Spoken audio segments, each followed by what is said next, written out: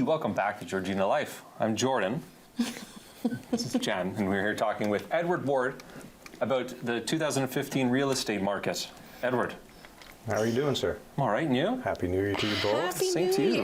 Well, I want to thank you both for getting out to our annual family skate. That was great to have you both out there, and it was a great turnout And by all. not skate. We both came out and we celebrated by not putting on our skates. Yeah, through the move, ours got misplaced, and I couldn't find them, and you last minute run around trying to get it together, got to the arena and went, I have no skates, so I'll just get to enjoy watching everyone else fall for a change. That's my excuse, too. We were okay just standing there and talking to you for the whole time. It was a great event. Thank you.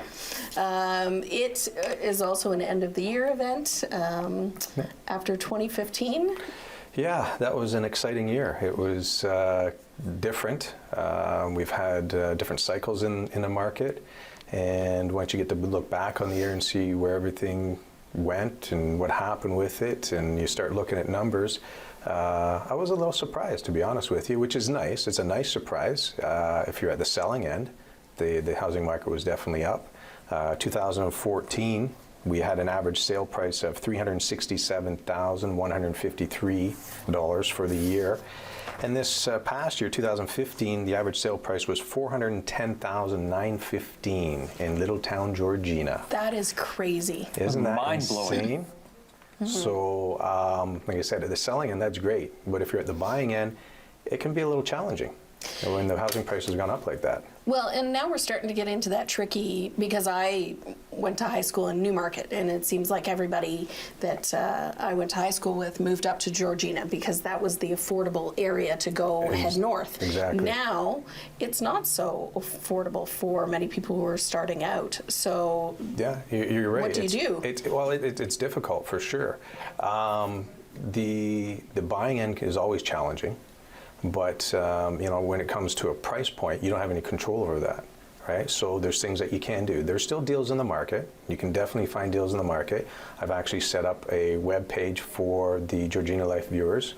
It's buybelowmarketvalue.ca, so they can go to that, sign up in there. We can bring deals to them. Stuff that isn't even on the market would be available to them by going there as well. If that still doesn't work for them, finding a deal that is a good price, a good home at a good price.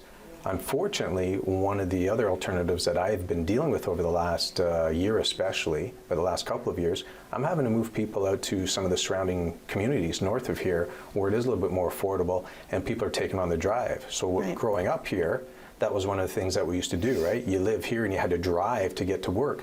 Now people are able to work a little bit closer, but now they're moving further away and making the drive into Keswick and Newmarket area. So you have to do whatever you have to do if you want to get into home ownership, right? Right. And if you're forced into the rental market around here, the rental market has gone up the exact same. It's crazy how much it costs to rent around here. It's probably more, it is more to rent than what your average homeowner is paying for a mortgage right now. Wow. Whoa. Average 2 to 3 bedroom house around here is going for around $1,400 a month. Holy If you come in with 5% down on a $300,000 house, your mortgage is going to be around that $1,200 to $1,500, depending on your credit scores.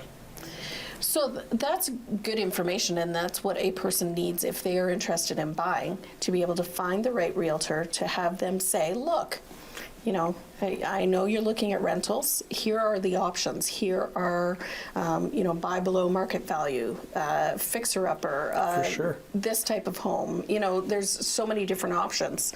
And most people, when I sit down with them and look at where they're financially, if they really want to run a proper budget and really get focused on home ownership, they're about 12 months out from owning a home. Right.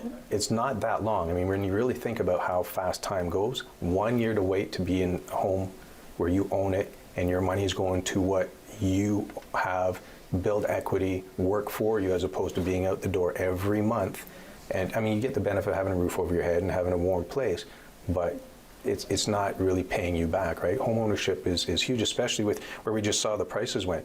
If you've done nothing in a house and it was worth $367,000 a year ago, it's worth $410,000 today. I mean, that's a $40,000. That's like having another job that just got kind of money put into your pocket because of where the market's gone.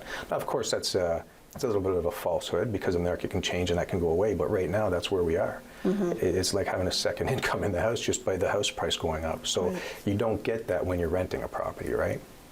That's a big thing.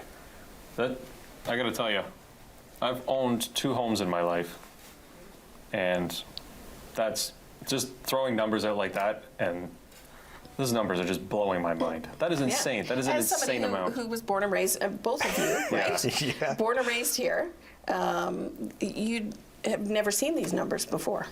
When I got into home ownership, it was early 20s. It was about around $100,000 to get into an entry-level home.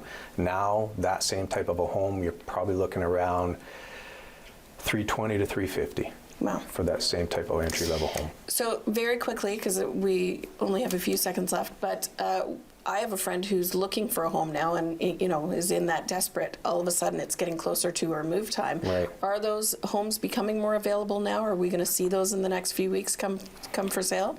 Probably not, especially with what we have on our doorstep this morning. Good old Mr. Winter is here, and Did you say probably not? Probably not.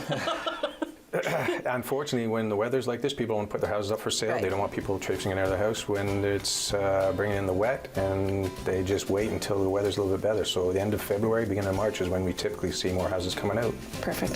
Thank you. Thank you As very much. always. Thank you. All right, stay tuned. Coming up after the break, we're heading to the kitchen with Ingrid Fan. Stay tuned.